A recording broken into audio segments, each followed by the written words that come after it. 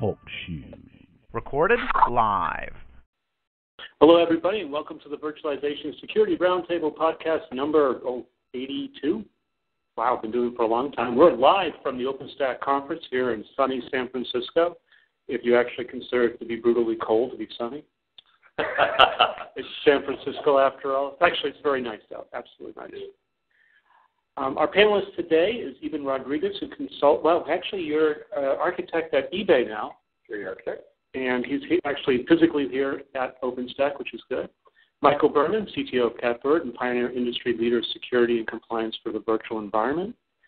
Laura Strongen, who's a co-founder and currently VP of Advanced Products at HighTrust, with 20 years of experience in software development, enterprise systems, and security. Myself, Edward Haletke, a.k.a. TechSciWill on the VMware Community Forum and pretty much everywhere else, and author of the book VMware vSphere and Virtual Infrastructure Security, Securing the Virtual Environment, as well as VMware vSphere, ESX, and ESXi in the Enterprise 2nd Edition, which came out earlier this year. Please buy. Joking. Podcasts are, well, this is a new one for us. We're actually talking to people from OpenStack, and I'm going to probably get that confused with one other. We're joined today by Brett Piat, who's the Director of Corporate Strategy at Rackspace. Why don't you tell us your involvement in OpenStack? So I've been involved with OpenStack since the beginning. Our corporate strategy team, we were looking at the evolving cloud landscape at Rackspace a few years back, and we decided that market was getting really fragmented.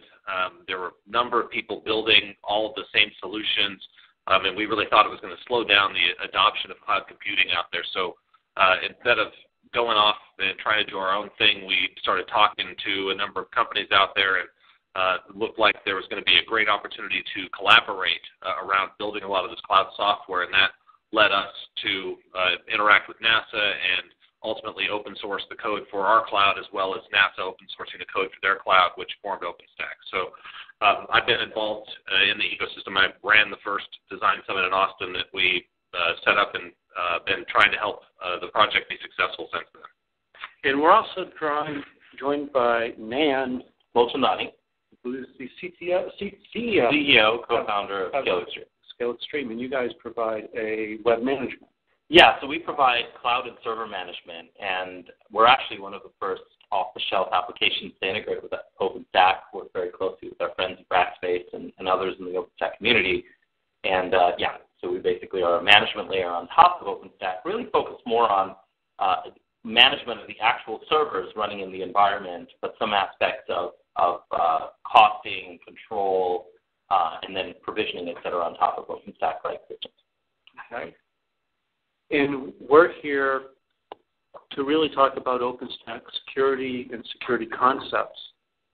So the big question here is what are the security concepts inside of the OpenStack framework today? Can I ask sort of an intro question? Sure. Come over here. So the microphone. I have an intro question that's sort of to set the stage. I've heard a lot about OpenStack, and we've been talking about cloud quite a bit. So tell me how OpenStack fits in from your perspective, whether it's for private clouds or public clouds or both.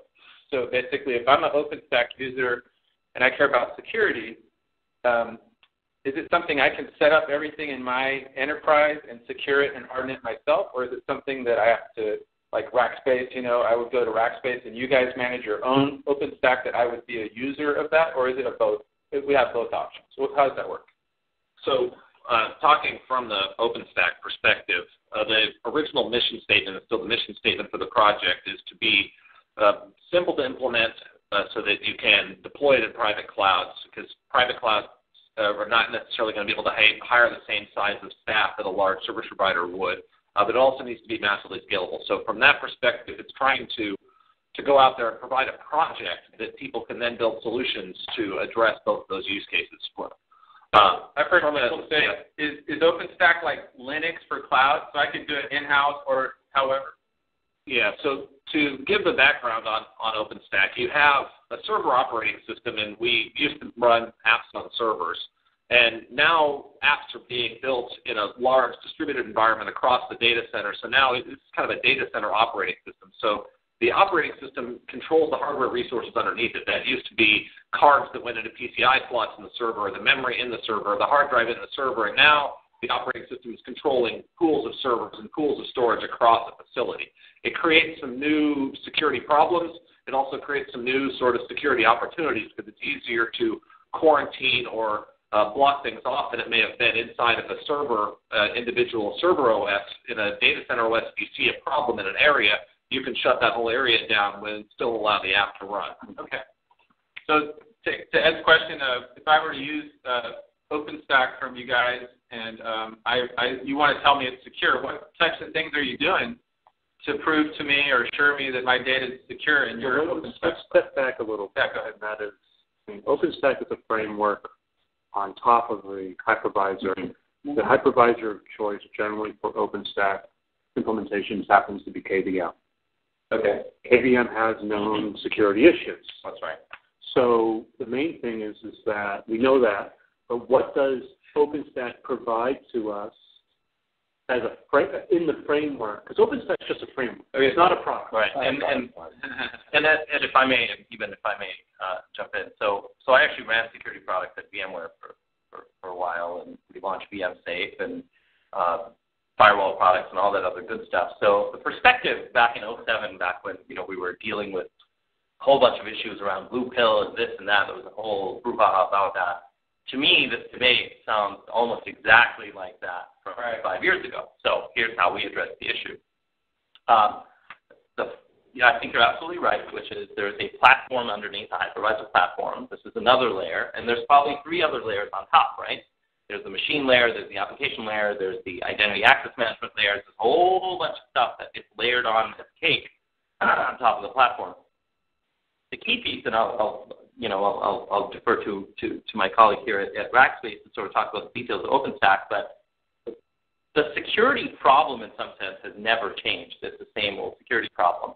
It all starts with I would give you that. hardening, right? I mean, it's one of these things where at VMware we used to talk to customers and they're like, oh my God, are you going to build an advanced thing in the hypervisor to trap hackers from attacking and penetrating the hypervisor? Right. It's like, dude, you know what? Just lock your front door first, secure the windows, and then we'll talk about, laser-based, guided missiles to do this stuff. Sure. So I think the debate is very similar, which is people have to start with good hygiene, locking things down. I'm assuming there's a whole bunch of stuff around security guidelines and products being built to harden those systems. And then beyond that, there may be a whole set of things that, So we have to make some assumptions.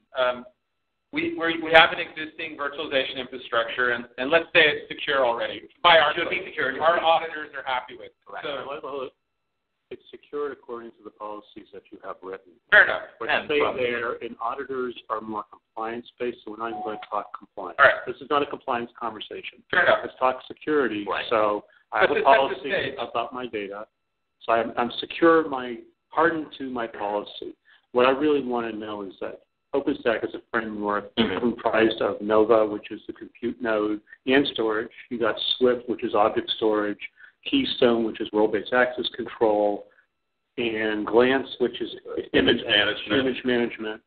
The big question is, I got all these different components all talking to each other over various APIs, then talking to various APIs to talk to the hypervisor underneath, whichever one that is, which currently supported KVM Zen, and Hyper-V support was reintroduced. Yeah, so there's support for OpenVZ, and there's support for LXC. There's support for a number of different hypervisors in the project, even ESX to a certain extent in there. The real drive on, if you went and make a checklist of features, it's the users that are using certain hypervisors have implemented features that they need for their clouds. The predominant hypervisors, the probably top 2 out there are KVM and Zen being deployed right now. Again, what's the framework inside of OpenStack? The OpenStack framework, what's the security in there? We know about the security underneath. We've talked about that 6 ways to Sunday. Yeah. But I'm talking about the upper layers. So that's, and you hit on it, there's a number of different projects in OpenStack. So OpenStack's not just a compute orchestration virtualization management system. It also has an object storage platform, which has a whole different security paradigm from a compute management system. So we can maybe go in a couple of different areas in here, but fundamentally, like all of this is built on well-known, well-understood building blocks. It's built on servers that run Linux, and you're running KVM on there, or even if you're running a hypervisor like ESX, you still have that Linux domain there. You have well-understood, well-known things that you've already done hardening policies and hardening practices for. If you have Zen server in your environment today, you have a hardening guide for hardening Zen server today. You would apply those same guidelines inside of OpenStack. And then OpenStack, as you said, uses the APIs that are on the hypervisors already to manage them. So if you are using a different piece of software today to manage the hypervisor, those compute nodes, you would have the role-based access or authorization for that current management system to talk to those hypervisors. You'd set up the same rules and permissions across the network. So OpenStack itself, this is one where it's not necessarily in the compute side. It's a command and control system. It's not in the application path.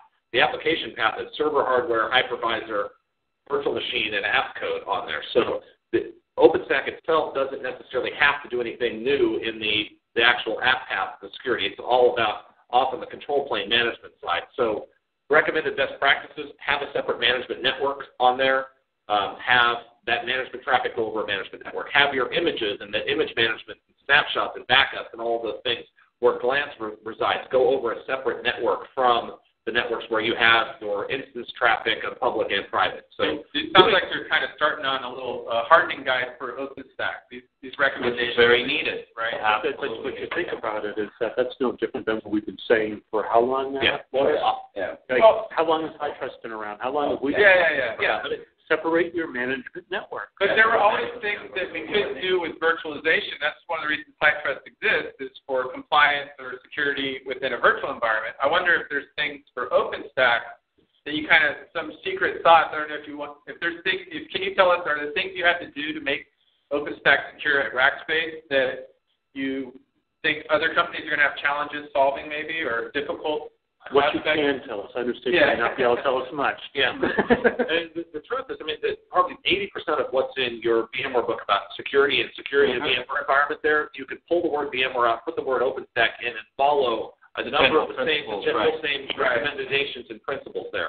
As far as Rackspace securing OpenStack, it's going through all of the sort of standard things that anyone would do to secure a platform. So, we do regular scheduled penetration tests on our external APIs and control panels and those sorts of things. We go through it and follow the same security best practices that you should for any platform in general.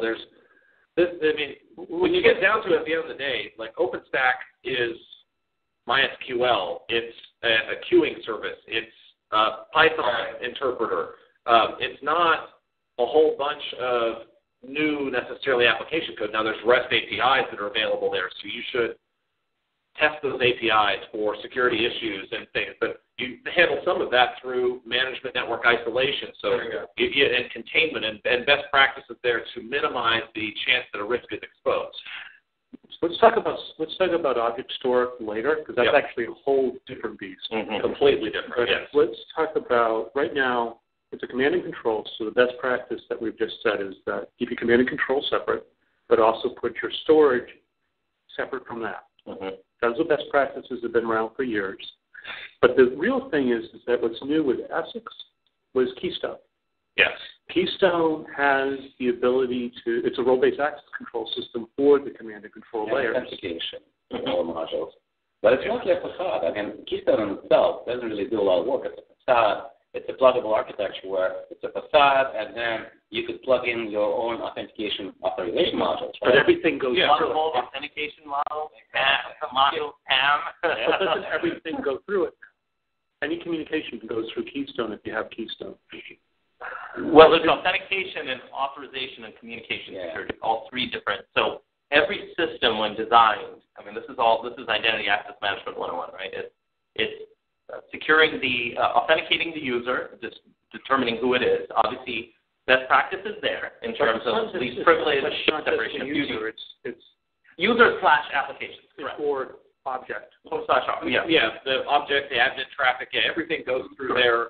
Very similar to like looking at some of the other past authorization frameworks, whether it's PAM or Kerberos or some of these, is learning from those. And it is a framework. It's not the whole solution. Just like Nova as a compute controller doesn't build its own hypervisor, Keystone doesn't build its own center there. And like if you go over the other services, these are all sort of management orchestration frameworks that wrap around well-known, well-understood technology already that you should plug into your Keystone. You should plug in a trusted hypervisor inside of Nova and apply your same policies.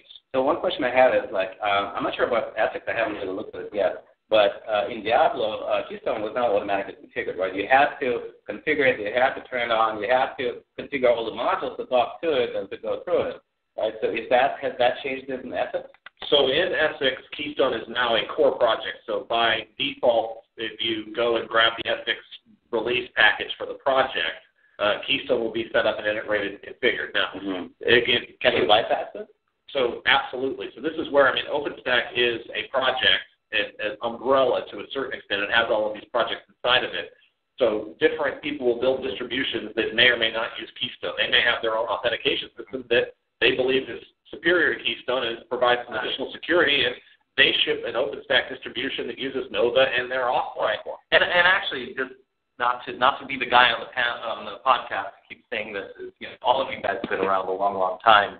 This is exactly the same debate. Any piece of software that comes out, it's the same questions. When Linux came out with how do we plug Linux into the existing enterprise authentication, authorization, yada, yada system, every app server, every web server, everything all goes through the same model. So this is no different. But the same question of, can we take the OpenStack distro, can we plug in an Integrity or an Oblix or a single sign-on system into the thing? Can we leverage SAML? Can we do, it's going to be exactly the same question. So with enterprise, it sounds like Keystone in some sense, and these projects are making it more enterprise-friendly, enterprise-ready, integrate with the existing infrastructure. But Keystone's role-based access control, and that's only one part of identity management is good.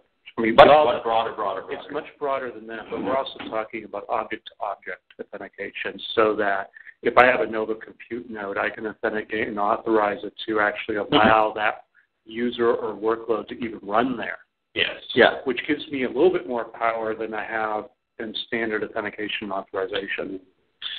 Yeah, so the concepts like tenant isolation, these are different things that VMware has all of this type of stuff and much more because inside of their platform, and they probably continue to will, because there's sort of different things than what you need out of an enterprise virtualization platform than maybe what you want out of a cloud platform. I think those are two different solutions. So, we'll learn some of the things, and some of that stuff will carry over into the cloud, and some of the things will need to be redone a little bit differently. But yeah, so tenant isolation, can you allow, if I have virtual machine A running on this node and a new service B wants to launch a virtual machine there, that it may reject it because it's already running a virtual machine of type A, and those two are not allowed to be on the same host. Yeah. So is that actually built into Keystone today? So these are all things that can be set up in OpenStack. Again, this is a project and a framework. So the scheduler, which decides where things go, you can change and plug it out that code. So the scheduler that may be right for my cloud may be completely wrong for somebody else's cloud. But the base code that's in the repositories doesn't have that functionality. It wouldn't do that out of the box. It wouldn't do tenant isolation. Right. So by default, I'm thinking there right now it says round robin or weighted distribution of looking at the amount of memory utilization. There's two different schedulers that are in there by default that you can select and use.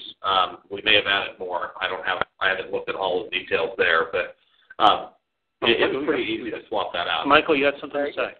Yeah, I was going to say excuse me at this point because this is touching on an area where I'm very interested. We work at the instrumentation audit of the hypervisor management traffic and essentially all the virtual network traffic in the environment. Specifically right now we just support ESX and KVM with this, but the idea there is we can provide, there's methods, it doesn't just have to be captured, but there's methods for providing assurance of that virtual machine isolation in the virtual network. So I was going to ask that question. When you bring up, virtual machine B can't run on the same node as virtual machine A, is that true if I can guarantee isolation of the network between those two? Like, this is actually, it's so funny because this is exactly why we bought Blue Lane back in 2008 at VMware, was precisely this issue. We were hitting customers who were exactly asking the same question 4, 5, 6, 7 years ago, and here we are having this discussion again. Man, I don't think the conversation's really changed. It hasn't. You're well put. Exactly. Yeah. It's network isolation. It's multi-tenancy. It's isolation at the storage layer, isolation at the network layer, isolation at the VM layer, isolation at the role layer, isolation. It's like, So the answer to your question, I think, is, a switch-based firewalling or a third-party product that plugs into the system eventually will become sort of needed. Not to change the top, but along the lines here, the big problem that's coming, which I don't know if this is the sort of iceberg looming, but it's one of these things where the project in some sense is a fantastic project, lots and lots of momentum, et cetera. But the reality at some point is going to hit the project where, for instance, when you add another layer on top of a virtualization system, which is actually fairly mature, you will find, and then their management products like ourselves that sit on top of this layer, there's now 3 layers, each with role-based access control, isolation, multi-tenancy things. The alignment between all of these 3 is going to become a next-generation problem that I think it's already a problem. It is already a problem. It's going to become a bigger problem. Well, that's why that's exactly right. And so what we've defined, we talk about software-defined networks. Really, it's software-defined everything. And you also got to include software-defined security objects because you have to have the flexible security automation to align these things, even when they're not aligned. I mean, you even brought this up at the beginning of the call. We've had to develop technologies so that even when the management network hasn't been set up, segmented, and secure, we're able to, instantiate a security object that does segment it and make it secure. Right.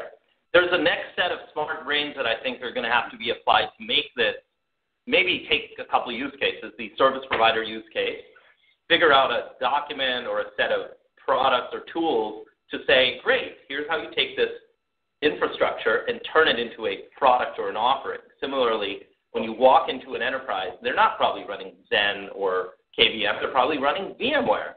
In that situation, they have vMotion in place, they have role-based access control in place, they have a whole bunch of stuff already set up. How is OpenStack going to interact with it?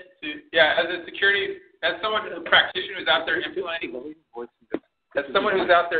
these, that's really where I was going with the conversation is companies have checklists for how to set up their VMware environment to be secure, and there's all these tools and vendors out there. It's kind of getting to be where it's an accepted environment for banks, hospitals. They're putting their most sensitive data now on virtualization.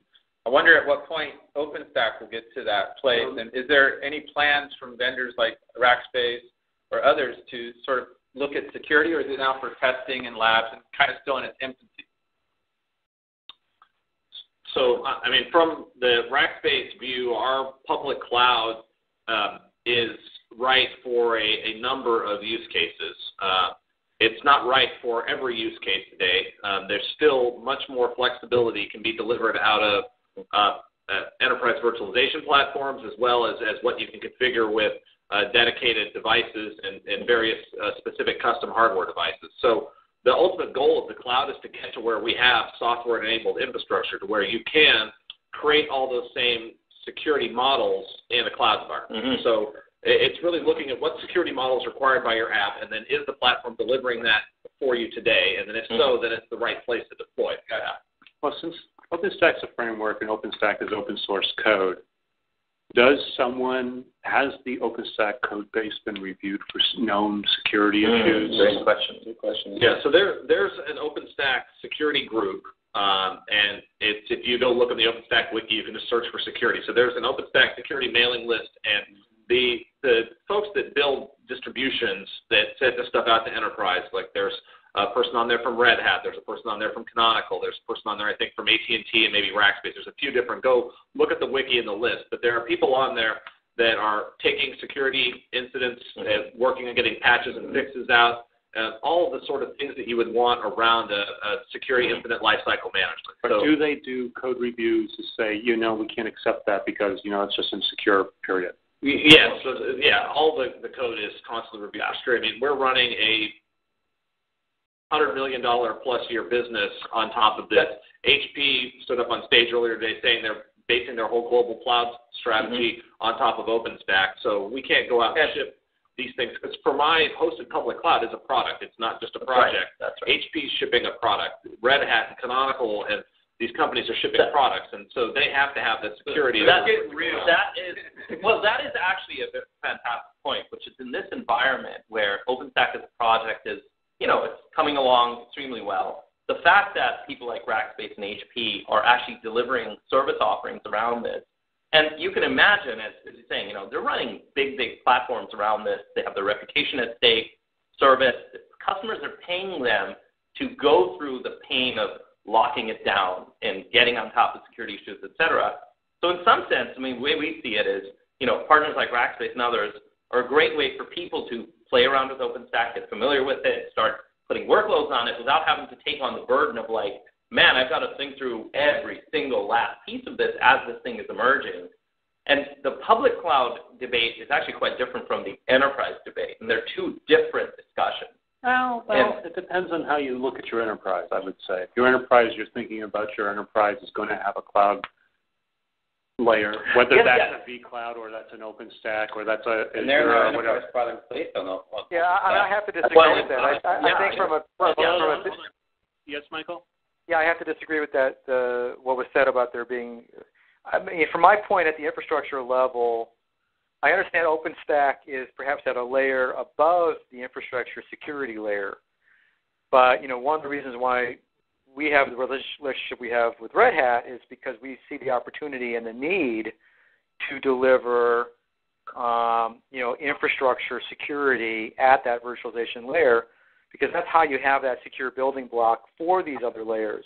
And then if we can succeed in developing, the equivalent of the policy APIs, for similar to the other REST APIs for application management and service management, if we can also develop that same sort of security provisioning policy APIs, then you can do this software deployed security just like we're doing software deployed everything else. And I think that's a big win for the market in general. And if we don't do it at the infrastructure layer, we're basically, and I'm not talking about red pill, blue pill. I'm just saying we are exposing ourselves to a huge backdoor underneath these application layers that we're building.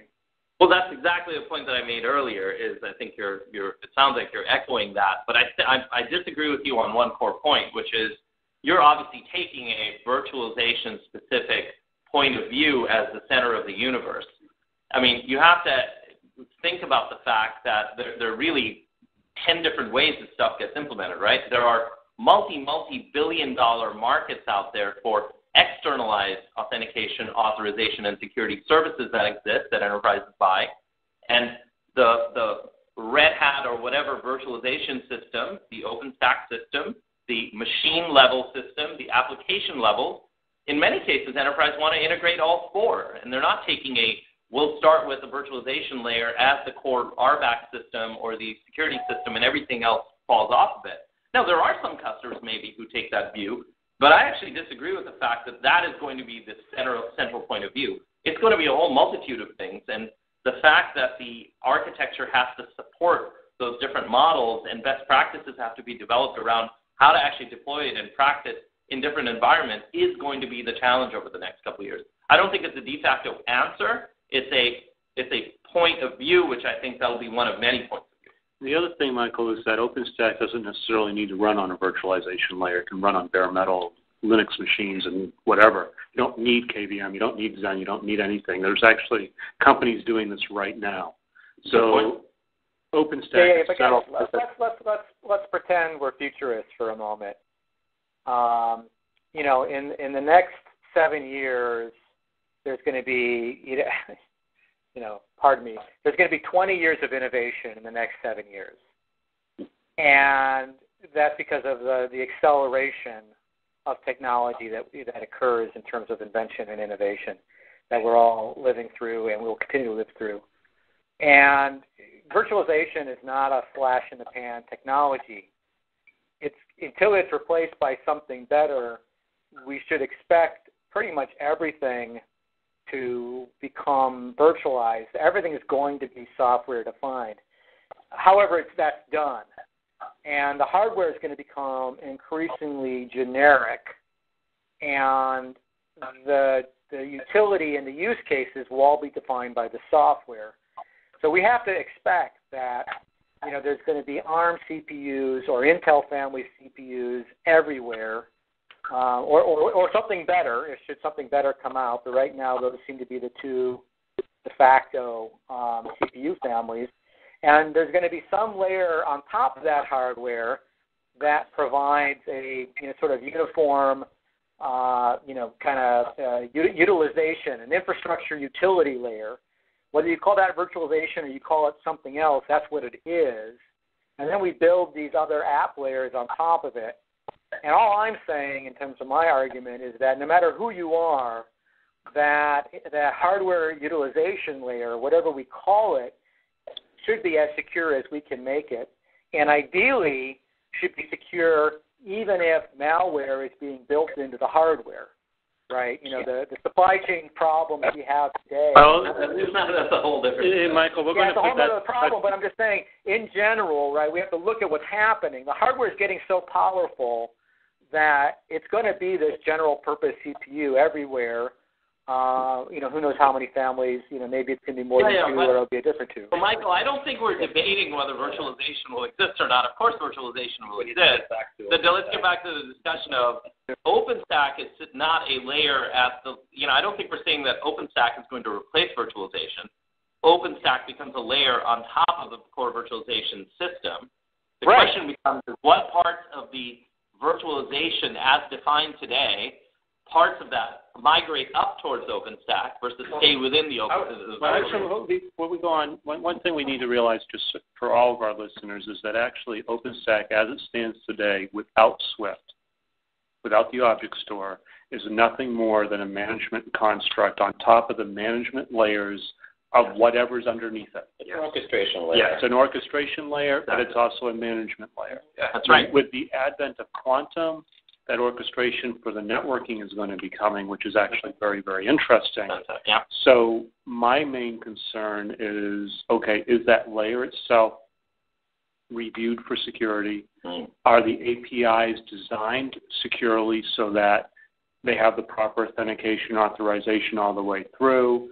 Is there a way that is inside of right now to protect those management layers? Granted, we all know the best practices of segregating and separating your management components, but not everybody does it. Mm-hmm. And are they implemented actually the right way? And they're implemented the right way, which generally they're not. I mean, about 80% of all companies that we know of have implemented don't segregate their management networks, and even if they did, they do it in such a way that it's easy to break through. Right. So, 20% are secure from that perspective, and that's the lowest hanging fruit. You can do that for free.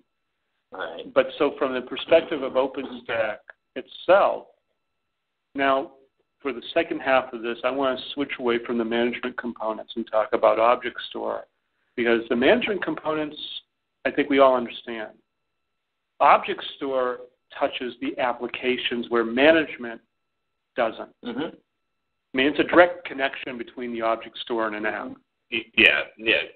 You're now talking about managing data versus setting up a container to hold an app or something in it. So yeah, the object store, for those new to object storage, it's a distributed storage system. So much more like a document management system maybe than a file system if you're used to. So the advantages of a object storage system over a SAN or a NAS or some of the other things you may be storing information on today is in a storage system, the most expensive thing is typically the complex and advanced features around there. The object storage system peeled back all of those features just to get down to the very basic put, get, delete things so you can get down to the lowest cost per usable gigabyte possible. And it's not out there to replace a SAN or a NAS. It's out there to get the data that doesn't belong and doesn't need the concurrent access features of a SAN or doesn't need all the other capabilities on the storage system it's sitting on over onto to a much more cost-aligned platform. So ignoring cost alignment, ignoring like low-end hardware, I mean, granted, if I'm running an object store, I probably have Intel boxes with TPM-TXT enabled to ensure that whatever I'm booting, the Swift components I'm booting a Swift are clean. I mean, that's just standard best practices. But you say it's a document store. Let's take it from that analogy. How many people can access my documents? And if I'm actually sharing my document store, how many people can access it that I don't want to access it? How do I protect from that? And not only that, but if I delete a document that's been replicated before I know it, how does it do a secure delete? I know that all the copies are That's right. It's a cache, right? It's sitting. That's a great point. So there you go. Yeah. So this is where we'll get down to the object storage project is called Swift. We can get down into some of the details there. So Swift exposes a REST API for accessing these documents. So you access them over HTTPS. So when you're uploading the docs in or you're pulling the information, the objects out, you're doing that over an SSL encrypted connection. Oh, stop there. Yep. So Swift doesn't do anything magic or new or different to SSL. So if you're not comfortable with SSL security, Swift is not changing that security paradigm for you. So here's the thing about it. Does Swift use browser-based security for SSL, which is the lowest common denominator and the least secure, or does it allow you to provide pre-shared certificates so that I can have a much more secure connection? So all based on your config. You can do either. Yeah. You can set this up. Again, this is not a product that has exact setup. Now, if you want to look at Rackspace Cloud Files, we don't allow you to pre-share certificates with us or anything else. You can't go sideload certificates and use Rackspace Cloud Files. You're going to use just a public SSL the same way you would trust SSL with any e-commerce site on the web. You'd have to trust that with our public Cloud Files object store. So you see, notice I don't trust those e-commerce sites. So yeah. I mean, the other thing is, so now we have to deal with good SSL hygiene. Correct. Right. So we got good SSL hygiene as a concern. Yeah. Then you've got Trusteer that can do a lot of that for you, but Cloud Files and Swift are not part of Trusteer's family of products. Right. So now we get to the point. Okay, so SSL, great. Now go on.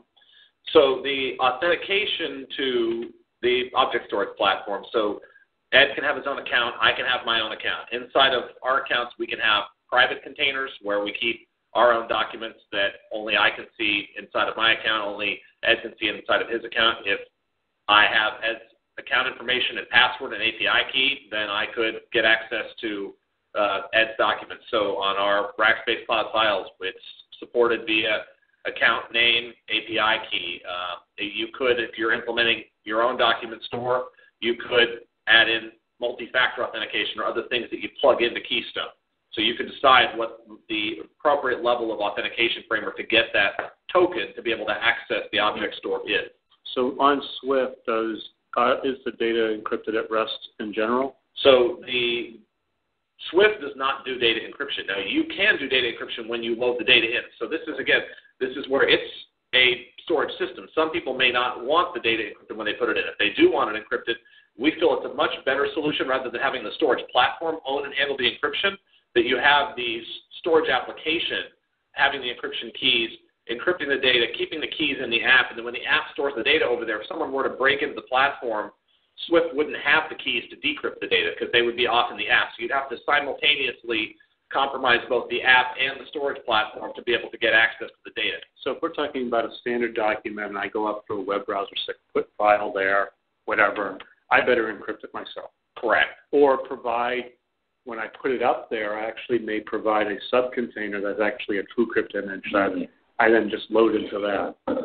So it's one way to do it. And you can do that on Dropbox. You can do that on any platform. I was about to say, which is there are many, I mean, dare I say, the word S3 or Dropbox or others, but you better encrypt before you put out. Yeah, I mean, the fact is that this stuff is, I mean, the discussion here to a large extent is, there's a difference between buying lumber at Home Depot, which OpenStack in some sense is a large store where you can go grab pieces and do whatever you want, or you can go from a home builder and buy a pre-assembled house with all the paint and light fixtures and everything done. That's Rackspace and HP.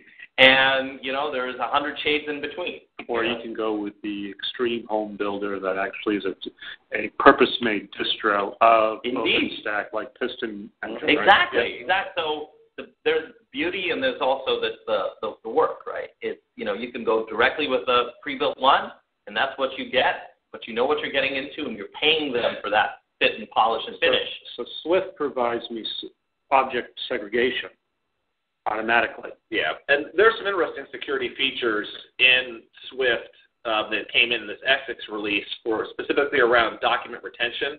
So when you put a document in, you can decide a life cycle on that document. So you can say that this document will stay on this platform and be deleted on July 1st, 2012. The platform runs a regular audit service inside of here. So you ask, how do you know if something's going on? The audit service has a number of security checks and controls in it. You can easily add more modules in there. This is the beauty of Swift. Is if there's things specific to your environment that need to be additional security checks put in, it's a Python service that runs on the box on a regular, just rolling basis on each node. So you would just add in your additional security checks into that Python class. Well, this is the thing, is that not everybody's a developer, not everybody's a programmer. So straight out of the box, a lot of this stuff doesn't exist. And a lot of people just aren't going to do it. Correct. When we start there, we're going to assume that the real people that want this, they're going to go off, get their own distro, they're going to fix it, they're going to add to it, they're going to put all these bells and whistles in to add in extra little bits to test what they want. Right. But the average person standing up OpenStack in their environment is just not going to do it. Agreed. I cannot agree with you more. They want the easy button. Set it up and go. Yeah. So that's where you really want the custom distros that have already done a lot of that work for you. Yeah. Yeah, we want the Pistons, the Stack Ops, the Nebulas, the Red Hat Canonical. So all of those guys to go out and build the distributions for their users to make it easy and to provide the right thing for the use case that their users are going to want it for. Right. As a project, we have a hard time trying to put in everything that everyone would want, because what Rackspace wants for a private public cloud deployment, somebody may not want for an enterprise private cloud. Exactly. If I'm building a specific cloud, say for a legal document retention, that expiration feature, really, really fancy, great. They want that exactly because you want to get rid of stuff as soon as you can in a lot of cases. So there are certain things but you also want a secure delete in that situation. Or more to the point, you want to be able to upload it, and if it is not a secure delete, you actually have to encrypt it and just destroy the keys. Yeah. Just one perspective, I think that the point exactly captures it is, as a third-party product that, we're working with a lot of customers, both service providers and internal enterprises around OpenStack deployments. To be honest with you, at this point in time, we view OpenStack as a giant API that allows us to interact with the virtualization layer in a extremely elegant but open way, right? I just got to be honest with you. We don't go. The point is, the more stuff and things that OpenStack adds. This is the worry that we have, is that the fact that a storage system and a networking system, et cetera, get prescribed by the system, right? In some sense, limits the appeal to a large extent, right? The point is that when these projects take on a lot of what I call hair, which is the core idea is fantastic, but then over time and over time and over time, these things gather a tremendous amount of hair. It actually limits the interest and broad appeal of it. So what the OpenStack, in some sense, the movement has to do is not get too carried away by adding way, way, way too much stuff that's so specific to particular use cases. And that's really, I think, the challenge that I think that the folks have to deal with. And we're part of that in the sense that, but at the same time, we're all about, the customer piece, at least we see the big movement is, I need to be able to get programmatic, clean, standards-based access to my platform. How do I do it? And OpenStack, I think, has played an incredible role there. So let's say that I need it to my infrastructure. To my infrastructure, correct. Platform is a totally different subject. Yes. Well put. We're going to go there later. Infrastructure, and I think that's been a huge that's 90%, I think, of the value there. But also, OpenStack, from the management constructs as well as from the object store, you guys have a rich log file. Correct. You output everything. Yes. Yeah. So are there any tools out there built today, whether it be Splunk or somebody else, that actually knows how to interpret those log files for security issues? Not only that, but if I'm a user, do I have visibility all the way down to the hypervisor level as to what happened to my workload? You know, I drop it into the cloud and, you know, it does something, but I have no idea who accessed it from the cloud administration side, you know, what happened down to it. Maybe it was moved. I don't really know. As far as before you go on with that, as far as I know, because of this rich log files, you guys track everything in every user that logs in and does something. Yeah. But as soon as it hits the hypervisor, it's a delegate user, and you can't go any further. See, exactly. And if I have a third party on top of OpenStack, then there's another layer. I have another RBAC, right? I got another delegate user, and then I got the rich That's the point we were talking about 2 minutes ago. Exactly the point. So, this goes back to inside the enterprise today. In a lot of cases, you have app level authorization. You have an app server that runs on there that might have a management console, and then there's the operating system level. So you have multiple layers of RBAC layer of enterprise. And so today, the way you feed all those logs out into some sort of SIM platform, you need to do the same thing inside of OpenStack. When you're running and operating and managing OpenStack, you've got to peel all those logs back, not only from the orchestration system, the object store itself. And you need to correlate it, This is where this comes in. But even before that, you need to spend time designing that. Like, are you using a single user? First is, what is your vantage point? Are you doing the app level is primary and everybody else is just the delegate user all the way down? Is the operating system authentication layer the primary piece? Is it the OpenStack layer? Is it the virtualization layer? And I guess the real question is has any of the existing SIM providers written anything to interpret OpenStack other than what's happening at the KVM level? So I haven't checked with any of them. I mean, HP owns ArcSight. I don't know what they're doing there. You'd have to ask them on their plan. I don't even know if they do anything with any virtualization environment. Yeah, I don't think ArcSight does. That's the question. Does anyone have a list of the logs that we should gather or look at? Is there a wiki page somewhere that says these are the logs that you want to look at in your OpenStack environment if you're looking at adding OpenStack to a... But even if you have all the logs, the problem for me as a user is like, can I trace the execution path all the way down? Yeah, I can have a bunch of logs, but how can I say, this request on the hypervisor was actually caused by my user action? If you're using Keystone, Keystone log would be crucial. I would say the Nova log would also be crucial because that's what the hypervisor doing. And if you're using Quantum, that log would be crucial because now you're controlling the network. Before we can get some vendors on board to produce reports about who did what, where, and when, we have to know what data to look at. So we're talking to the guys developing the product. I'm just saying, where's the data coming from? How to interpret it, we can talk about later. But it's a layer of granularity, right? I mean, think about it this way. It's a layer of the hypervisor when a request is coming down there. You have to remember, at each layer, you lose information. Exactly. Okay? This problem. Everybody, this is not, we haven't been talking about, as if this is all brand new stuff. This is all stuff that's been dealt with. But we haven't solved it yet other than through correlation and the SIM providers at RSA conference. This is what I'm going to offer here as somebody who's had to wrestle with bad logging all my professional career. People who are building the code, building these layers have to provide instrumentation. And I don't care if it's syslog or XML or, Swahili, but you have to provide some mechanism for us to track subjects and objects. What's the data? For us to turn the granularity up and down. Right? Because there's the people who don't care or it's not a high-sensitive application. And more.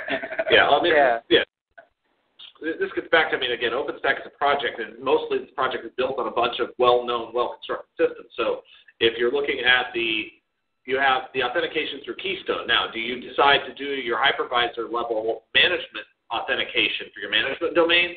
Do you tie that back into Keystone? Do you use that same database? Do you run an external database for that? So if you've got separate databases there, then and you're doing something outside of OpenStack for the authentication of your hypervisors, OpenStack can't provide the logging for that anymore. But let's talk about OpenStack only, and OpenStack provides syslog capability today. Yes, and but logs a lot of events to the database as well, to the configuration and change management database. So you can see when a VM gets launched, which hypervisor it was launched on, when it was created, when it was deleted, and you can use that for security, or you could use that as a service provider. I need to know that information so I can charge you for 4 hours of time of running a VM. But does anybody have, does the wiki have this? Does anything have a set of rules that I can apply purely to the OpenStack logs for security reasons? In other words, this was powered on when, and that was not supposed to according to policy. I need to be able to get those SIM rules out. I mean, most SIMs will understand Linux. Someone logged in, someone did this, blah, blah, blah, but they don't understand the challenge. OpenStack layers. I think each of the vendors, like Nebula and who's the other one?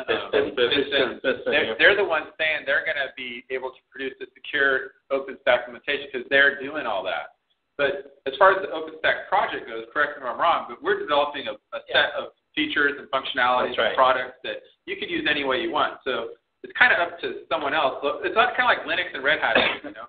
Linux is like, you can do it 15 different ways, but Red Hat says, here's how we think you should do it. And then there's another layer, which I think that's fantastic on it. There's you can buy the lumber and assemble it yourself. Yeah. You can buy the pre-assembled home. It comes with certain things that you need to know.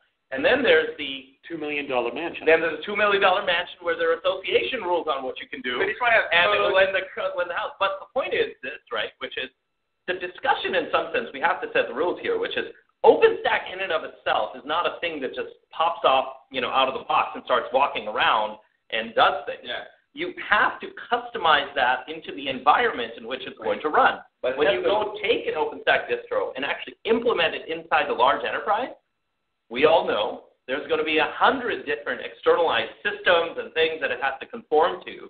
The question is how well, probably the distros that are going to do the best are probably the ones that are most enterprise infrastructure friendly. And have those rules. Built in. So, for instance, if a company X is using single sign-on system or a Kerberos or an authentication system for users, how does it integrate with Active Directory? May I dare say, use the AD word? Guys, there's a lot of work that gets done there to just say, OpenStack is just going to do this? That's crazy. Really interesting. That's crazy talk. But vendors release their own version of OpenStack. There may be a VMware version or there's going to be a VMware. There's going to be a Windows-friendly version that integrates with this. See, but it boils down to is the reason why I'm asking the question, and Brett, this one's really for you, is that the developers are developing this. They know what they think is a security issue. They know how it appears in the log file. It would be great if there was a central location that says, this is a security problem. Here's the search string. Boom. That way I can build my SIM using pre-known, well-known rules that may or may not exist. Because, if I'm looking at all the terabytes of log files that come out in even a day on a large cloud, I need those rules, and I'm not going to find them myself.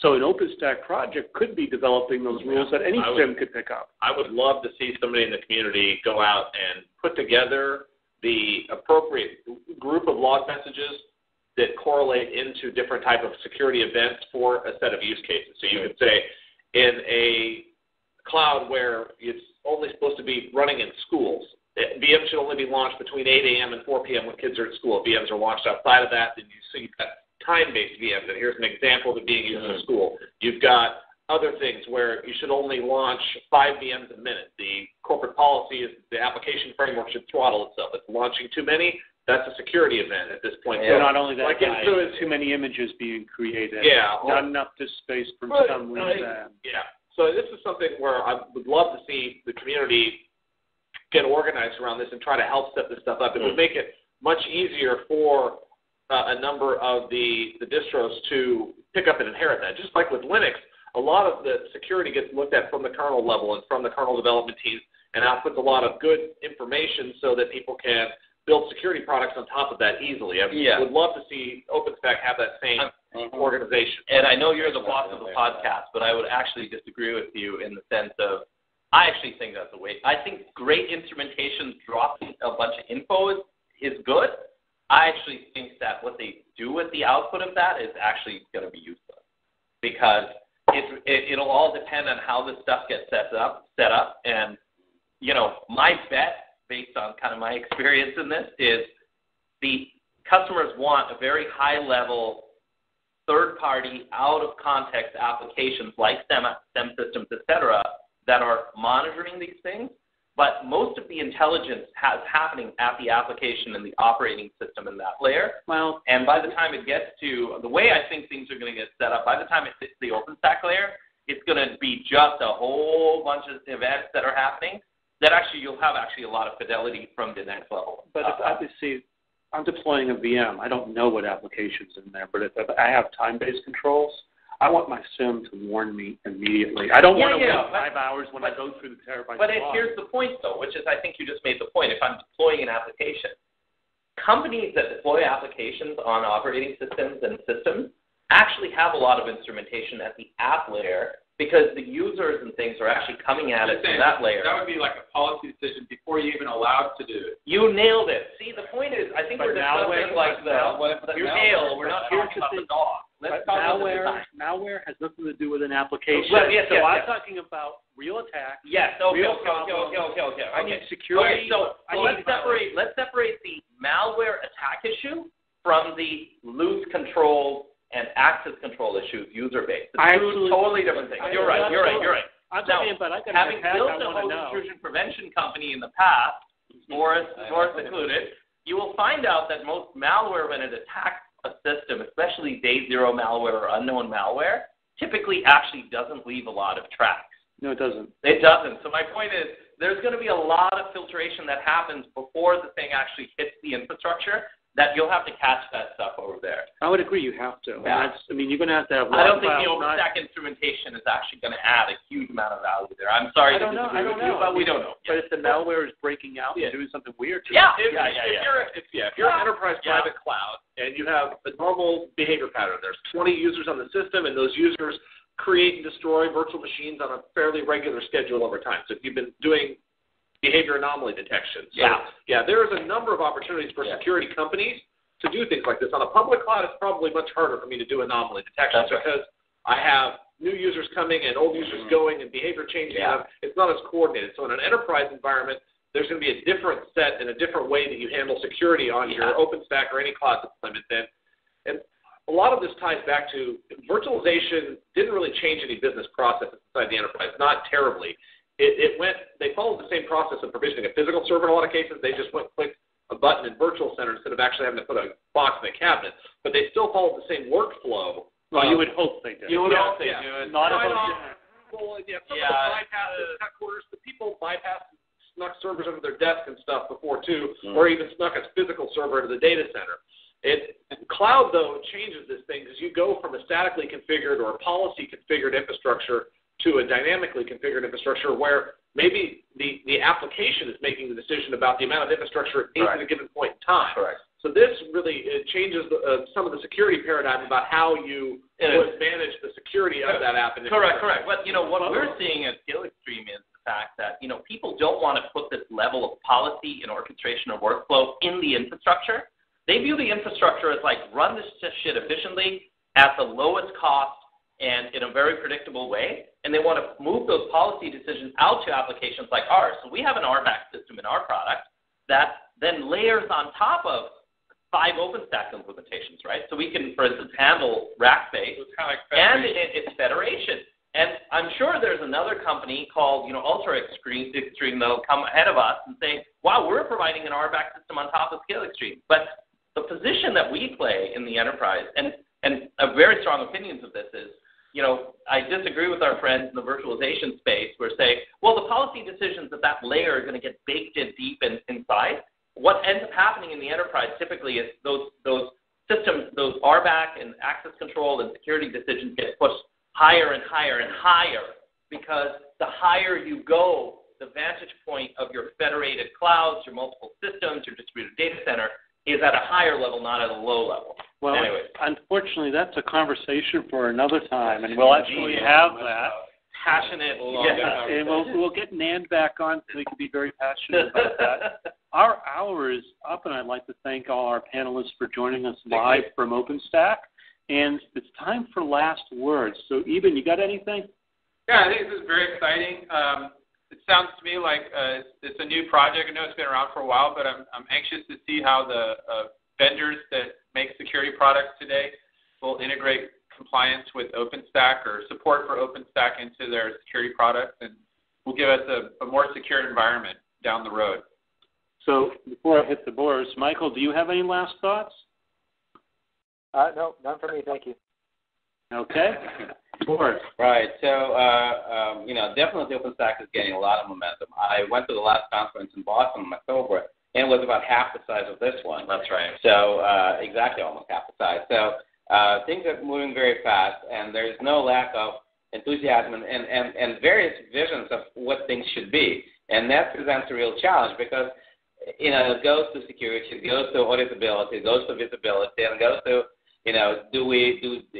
will OpenStack be, all things to all people? Will it splinter into various different branches, and then will it splinter some more when commercial implementations come online, which, take it away from the mainstream? So, hopefully it will evolve into a coherent whole with specialized capabilities added by third parties. Brett, any last thoughts? Yeah, I mean, the OpenStack really is what you want it to be, and this is one where if you had a chance to see some of the keynotes here, there's 4 fundamental open principles that we founded OpenStack on. It's open design, open development, open source, and that creates sort of a technical meritocracy where you can push in the things that are important to you into the project and through the open community, and that's the 4th open. And because of all of this, it's a very flexible thing. It's not a finished product on its own. Very much like Google ships out Android, and then a bunch of device manufacturers take it, make Android into what they need to serve the people that they're trying to go after. So very close parallel there, and I think we're seeing the same type of broad community involvement and collaboration around OpenStack that Google's seeing around Android. And? My only point is that, we've seen cycles like this before. I think OpenStack is absolutely fantastic, great need, that it fills great need out there.